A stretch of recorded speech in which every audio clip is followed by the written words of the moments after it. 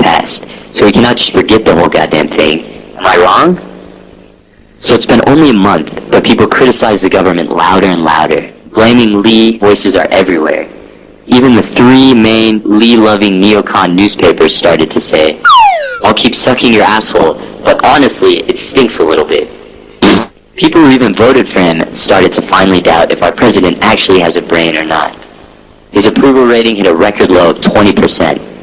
The country was getting, as this 10-year-old kid mentioned in his diary, frightened. While doing this whole circus, he never answered the angry people out there, including our grandmothers, the comfort women. Still alive, and live painfully ever after, I mean, even after our president forgave all that history passed by. His online guest book had suddenly closed, and every official website couldn't be cleaner because someone kept deleting everyone's comments. Isn't it normal for people to make voices to make things right? How come there's no one to listen?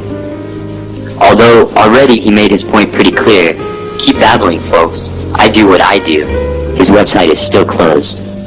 Instead of listening, he forced the police to make a special party. One, the only, the arrest squad. Fabulous solution from his brain, because there might be a demonstration against his government. Arrest them all. Oh wait, he's not a violent person at all. This only happens when he's upset and very, very disturbed by someone who's not that creative and energetic. So let me be fair and square. He was trying to do something for Korean people for real. I mean, the inflation is getting frightening to everyone, right? Look at our Superman. Again, he came with an answer.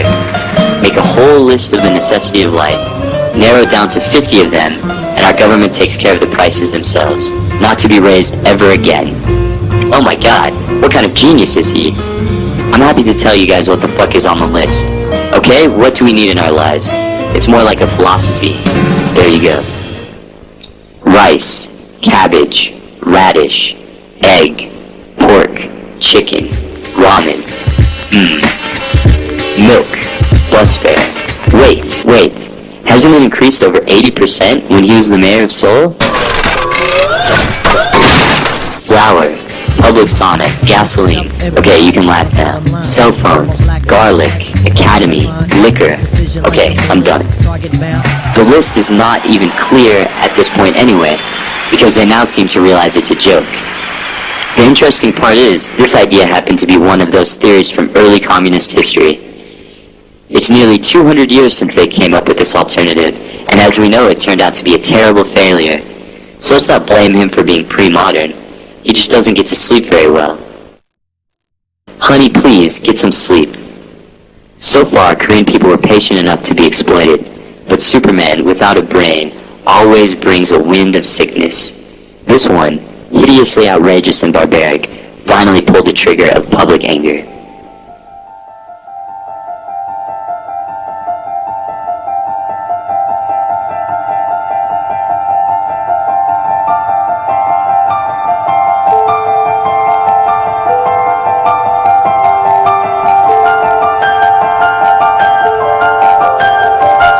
The president agreed to import U.S. beef and beef products on April 18th.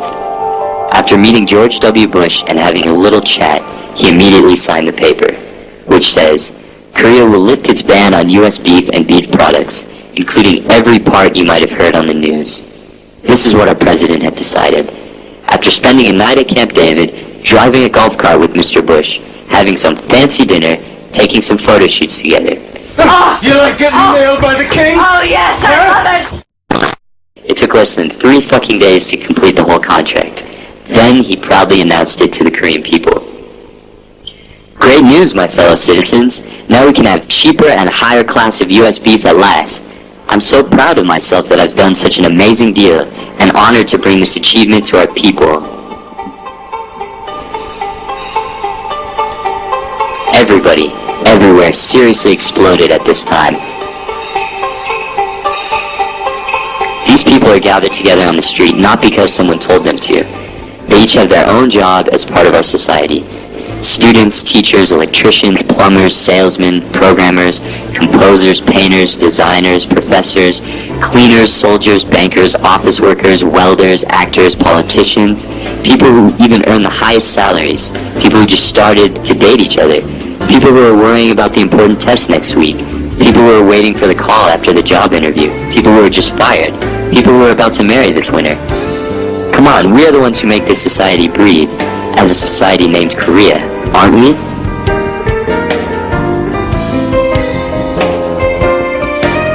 It's been more than a month now. After their job finished, they're here every day, saying only one thing. Please, Mr. President, do not import the US beef, because it may contain some part that will harm us. Scientific facts have already proved enough. Ask any Korean friend of yours about what really could be the problem. Can they be more clear? For the very first time, our president seems to be embarrassed, because people are there, saying only one thing every single day for the whole month. It's sustaining anger and a very clear voice to the dumbest president in our history. How our government reacted should be written in the Guinness Book of World Records. You'll see why. First, they put an advertisement on every daily newspaper in Korea saying US beef is perfectly safe and there's no such thing as mad cow disease. I'm sort of humiliated because it also says, you'll eat what Americans eat because it's the same beef. Trust me, it's actually pressed on the newspaper only 2 weeks ago. Second, they officially made an announcement of explanation of statistical data, which easily concludes, again, US beef and the beef products can never cause any harm or disease. And over 5 million American people with dementia have nothing to do with mad cow disease, because they're under totally different categories of illness. Although dementia and Alzheimer patients increased over 9,000% in the last 20 years, it is perfectly normal. So what does that mean? Our government officially thinks that people are fucking stupid enough to believe in something that doesn't even exist. Third, our president and his crew treated the whole demonstration as illegal all of a sudden. They described everyone out there as criminals. I just said it, criminals. Those who initiated the gathering were considered guilty. I'm not kidding here. I mean, no one in the last 10 years had ever accused anyone for leading a peaceful demonstration. And now they're saying it's illegal? I don't see any part of our law that says freedom of assembly is now prohibited. And even the fact that they made a list of underage students as lawbreakers is not even an issue. Once it's illegal, it's fucking clear what to do. Please watch what happened in Korea in 2008.